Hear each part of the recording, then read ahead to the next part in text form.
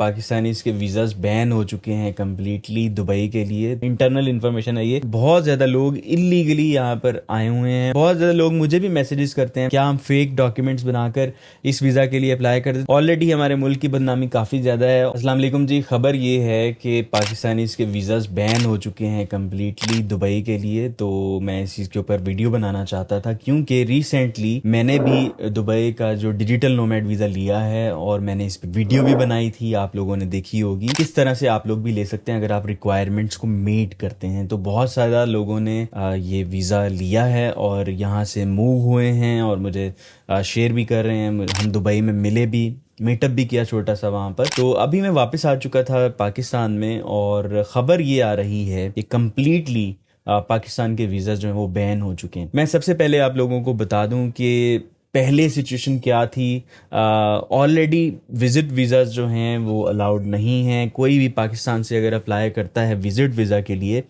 उसको होल्ड पे रखा जाता है या फिर उसको अलाउ नहीं किया जाता।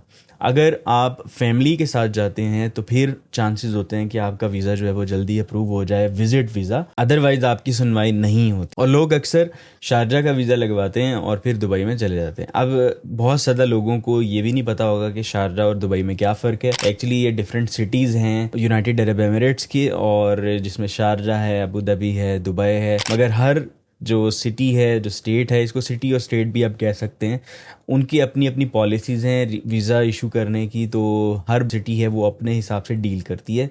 तो इसमें कोई फ़र्क नहीं पड़ता कि अगर आप शारजा में उतरे हैं तो आप दुबई नहीं जा सकते, या अबू धाबी उतरे हैं तो दुबई नहीं जा सकते। आप किसी भी सिटी में घूम सकते हैं, मगर हर जो सिटी है वो अलग से अपना जो है ना वो वीज़ा प्रोसेस करती है। तो एक चीज़ तो ये भी आप लोगों को पता होनी चाहिए। अच्छा, दूसरा ये कि मैं इस पे भी आ जाता हूँ कि डिजिटल नोमैड्स जो हैं वो इस वक्त अप्रूव हो रहे हैं या नहीं। तो डिजिटल नोमैड्स वीज़ा अभी इस वक्त अप्रूव नहीं हो रहे। बहुत ज़्यादा लोगों ने अप्लाई करके देखा है और वो यही कह रहे हैं कि हमें फ़्लाइट का कुछ जो है ना एरर रिसीव होता है और वो प्रोसीड नहीं हो पा रहे, मतलब इस वीज़ा को अवेल नहीं कर पा रहे, रिजेक्शन हो जाती है। तो इस वक्त मैं आप लोगों को बताता चलूँ कि आप लोग अगर डिजिटल नोमैड वीज़ा के लिए अप्लाई करना चाहते हैं तो ये मत करें। इस वक्त जो है वो रिजेक्शंस हो रही हैं। कुछ देर वेट कर लें, 2 मंथ्स वेट कर लें, उसके बाद करें। अब नाउ लेट्स टॉक के इसके पीछे रीज़न क्या है, उन लोगों ने अचानक से इसको बैन क्यों कर दिया है। तो इसके 2 एस्पेक्ट्स हैं। एक 2 नंबरी वाला एस्पेक्ट है और एक है लीगल।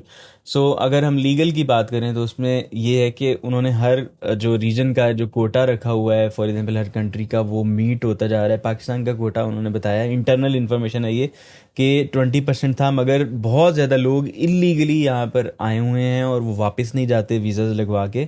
तो उनकी जो रेशो है वो पाकिस्तान की वो 29% पर पहुँच चुकी है, जिसकी वजह से उन लोगों ने कुछ देर के लिए इसको होल्ड पे पुट कर दिया और पता नहीं है कि ये महीने रुकता है या साल रुकता है, जिसकी वजह से बहुत ज़्यादा लोगों को परेशानी आ रही है कि बहुत से लोग जो हैं वो नहीं ले पा रहे हैं। जैसे कि मैंने आप लोगों को पहले बताया कि विजिट वीज़ाज़ तो पहले भी नहीं लग रहे थे। अब ये है कि डिजिटल नोमैड वीज़ा भी अप्रूव नहीं हो रहे, और अगर आपकी जॉब हो जाती है तो वो भी वीज़ा आपको नहीं मिलता। आप लोगों को पहले परचेज़ करना पड़ता था। इसके ऊपर भी मैं आता हूँ, ये परचेज़ वाली क्या स्कीम है। मतलब ये कि अगर आपकी जॉब हो गई, आपको लेटर मिल गया है, तो फिर भी दुबई गवर्नमेंट आपको वीज़ा नहीं दे रही कि आप वहाँ से दुबई शिफ्ट हो जाएं और यहाँ पर आकर रहना शुरू कर दें। तो उसकी वजह ये है कि बहुत ज़्यादा लोग 2 नंबरियाँ करते हैं, फेक डॉक्यूमेंट्स बनाकर वहाँ पर चले जाते हैं, जिसकी वजह से पाकिस्तान की बदनामी बहुत ज़्यादा होती है। ऑलरेडी हमारे मुल्क की बदनामी काफ़ी ज़्यादा है, और ऑन टॉप ऑफ दैट जब इस तरह की लोग चीज़ें करेंगे, बहुत ज़्यादा लोग मुझे भी मैसेजेस करते हैं व्हाट्सएप के ऊपर कि हम इस रिक्वायरमेंट को मीट नहीं करते मगर हम दुबई जाना चाहते हैं, आप हमारी इसमें कैसी हेल्प कर सकते हैं, क्या हम फेक डॉक्यूमेंट्स बनाकर इस वीज़ा के लिए अप्लाई कर दें। तो मैंने बहुत ज़्यादा लोगों को ये रिप्लाई किया कि भाई ऑलरेडी हम पाकिस्तान बहुत बदनाम है इस चीज़ में, तो अगर आप दोबारा से यही वाला सिलसिला कंटिन्यू रखेंगे तो मज़ीद बदनामी होगी। तो आप 2 नंबरी मत करें।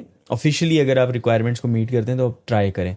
मगर अब मैं आप लोगों को ये नहीं कह रहा कि अभी आपने इस वीज़ा के लिए अप्लाई करना है, क्योंकि अभी तो बिल्कुल ही ये अप्रूव नहीं हो पा रहा। लेट्स सपोज उन्होंने लाइन लगाई हुई है दफ्तर के अंदर, तो लाइन में बाकायदा 1 बाय 1 पूछ रहे हैं कि आप पाकिस्तानी हैं।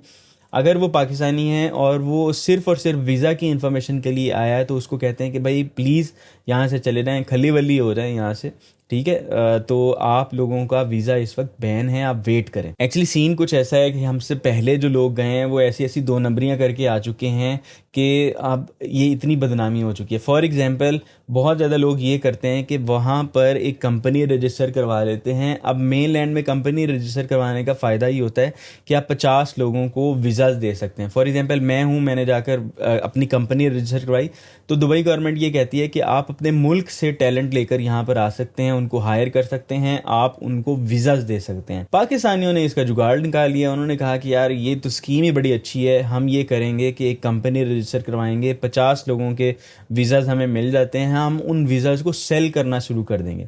जब वो सेल करना शुरू करते हैं, फॉर एग्जांपल 15,000 से 18,000 दिरहम आपकी कॉस्ट आती है कंपनी रजिस्टर करवाने में, और हर वीज़ा जो आपको 50 लोगों का मिला होता है वो 7 से 8,000 दिरहम में सेल कर देते हैं।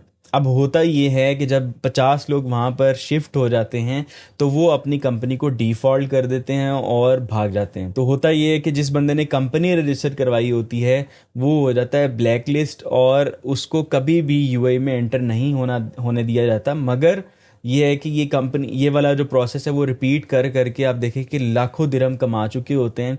और वो जो लोग वहाँ पर आए होते हैं 2 साल के 1 साल के वीज़ा के लिए, वो भी उसको बैक नहीं जाते, मतलब वापस नहीं जाते, उसको इलीगली वहाँ पर रहना शुरू कर देते हैं।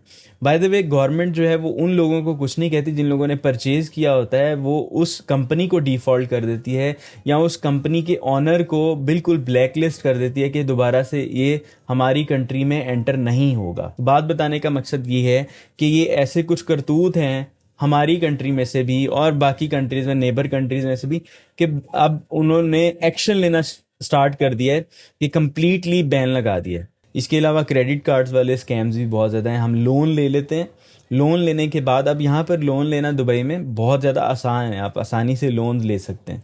मगर ये लोग क्या करते हैं कि लोन लेने के बाद फिर दोबारा से कंट्री से गायब हो जाते हैं और फिर उस लोन को पूरा नहीं करते, जिसकी वजह से अब लोन्स के ऊपर भी उन्होंने रिस्ट्रिक्शंस लगाई हैं। आपको यकीन नहीं होगा ये जानकर कि लेट्स सपोज अगर एक काम हो रहा है, जॉब के लिए आपने लाइन लगाई है, पूरे दुनिया के लिए एक अलग लाइन लग रही है और जो पाकिस्तानी जॉब होल्डर्स हैं उनके लिए अलग लाइन लग रही होती है।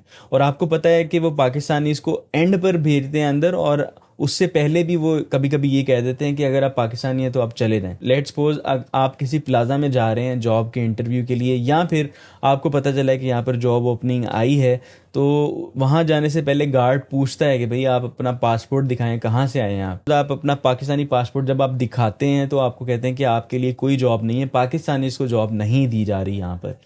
तो ये एक चीज़ है, आप इस चीज़ से रियलाइज़ करें कि ये फ्रॉड करने पे, 2 नंबरियां करने का रिजल्ट है। डिजिटल नोमैड जितने भी गए हैं, मैं उनसे रिक्वेस्ट करूंगा कि भाई इस तरह की कोई भी एक्टिविटी आप लोगों की साइड से नहीं होनी चाहिए। आप अपने मुल्क की रेपुटेशन बढ़ाएं।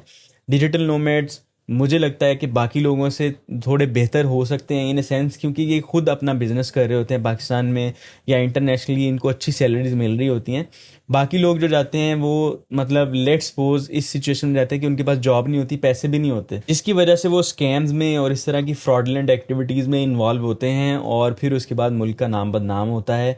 तो बात करने का मकसद यही है कि इस वक्त अगर आप लोग डिजिटल नोमैड के लिए अप्लाई कर रहे थे तो अभी वेट कर लें 1 महीना, 2 महीना, 3 महीना, ताकि ये थोड़ा सा प्रोसेस नॉर्मल हो जाए और फिर उसके बाद आप दोबारा अप्लाई कर सकें। बाकी मैं ये समझता हूँ कि हर कैटेगरी में भी उन्होंने कोटा डिफाइन किया होगा। फॉर एग्जाम्पल डिजिटल नोमैड्स के लिए उन्होंने कोटा डिफाइन किया होगा कि इस नंबर से ज़्यादा हमने डिजिटल नोमैड्स नहीं लेने, क्योंकि अगर लेट्स सपोज वो सारा मुल्क डिजिटल नोमैड से भर लेते हैं तो काम करने वाले कौन लोग होंगे, क्योंकि डिजिटल नोमैड जो है वो रिमोटली ऑलरेडी जॉब कर रहे हैं, उनको जॉब सीकर्स वहाँ पर भी तो चाहिए ना। तो बैलेंस करने के लिए कभी कभी इस तरह की चीज़ें आती हैं, परेशान होने वाली ज़रूरत नहीं है। बैंक्स में चले जाएं, आप देखें कि बैंक्स में भी आपकी इज्जत इतनी नहीं होगी अगर आप पाकिस्तानी हैं। आपको एक सस्पिशियस नज़र से देखा जाता है कि यार ये बंदा जो है ना कभी हमारे साथ फ्रॉड करके जाएगा। बाकी जो लोग 2 नंबरियां करके गए हैं उनको हम क्या कह सकते हैं। तो आपकी इज़्ज़त आपके हाथ में है, आप इसको बना भी सकते हैं, बिगाड़ भी सकते हैं। तो मैं ये रिकमेंड करूँगा कि यार अच्छे काम वहाँ पर अगर आप कर लें, किसी भी कंट्री में अगर आप जाते हैं तो अपना नाम अगर बना लेंगे तो बाद में आपका फ़ायदा होगा। वीज़ाज़ वगैरह वाली ऐसी सिचुएशन नहीं है। बाकी बहुत ज़्यादा ऐसे लोग भी हैं जिनका वीज़ा लग चुका है और वो अपनी फैमिली को वहाँ पर लेकर जाना चाहते हैं, तो उसके लिए भी प्रोसेस होता है। तो मैं उनको बताता चलूँ कि ये प्रोसेस नॉर्मली चल रहा है। लेट्स सपोज अगर आप डिजिटल नोमैड पे ऑलरेडी दुबई में हैं या फिर आपका वीज़ा लगा हुआ है और आप अपनी फैमिली को वहाँ पर लेकर जाना चाहते हैं तो ये प्रोसेस अप्रूव हो रहा है, इसमें ऐसा कोई मसला नहीं है। लोग अपडेट कर रहे हैं मुझे, क्योंकि हमने कम्युनिटी बनाई हुई है तो वहाँ पर हमें अपडेट कर रहे होते हैं कि ये सारा प्रोसेस नॉर्मली चल रहा है, फैमिली वाला चल रहा है। मगर न्यू अप्रूवल्स जो हैं वो रिजेक्ट हो रही हैं, तो आप लोग थोड़ा सा वेट कर लें। Thank you so much for watching. Subscribe नहीं किया यूट्यूब चैनल को तो सब्सक्राइब कर लीजिएगा। और अगर कोई दोस्त आपका डिजिटल नोमैड वीज़ा के लिए अप्लाई कर रहा था स्पेसिफिकली फॉर दुबई, उसके साथ ये वीडियो शेयर कर दें ताकि उसके पैसे और उसका टाइम बच जाए।